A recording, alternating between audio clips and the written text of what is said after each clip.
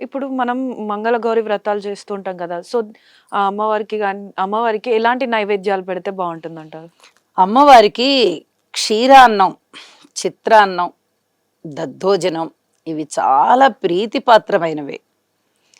ఎప్పుడైనా మనము శుక్రవారం వచ్చినా గూడా విడిగా రోజుల్లో అంటే శ్రావణ మాసం కాకుండా మిగతా రోజుల్లో కూడా మిగతా మాసాలలో కూడా ఇవాళ అమ్మవారికి పరమాన్నం చేసి నైవేద్యం పెట్టాము. ఇవాళ చిత్రాన్నం, పులిహోర చేసి నైవేద్యం పెట్టాము. ఇలాగా చెప్పుకుంటూ ఉంటాం జనరల్‌గా. అమ్మవారికి చాలా ఇష్టమైనటువంటి పదార్థాలనమాట. ముఖ్యంగా తీపి పదార్థం చాలా ఇష్టంగా ఉంటుంది. అలాగే అమ్మవారి శక్తికి సంబంధించినటువంటి రూపం కూడా కాబట్టి చిత్రాన్నం చాలా ఇష్టంగా ఉంటుంది. అమ్మవారు చల్లని తల్లి కాబట్టి దద్దోజనం చాలా ఇష్టంగా ఉంటుంది. ముఖ్యంగా ఈ 3 పదార్థాలని మనం తరచుగా చేసుకుంటూ ఉంటాము.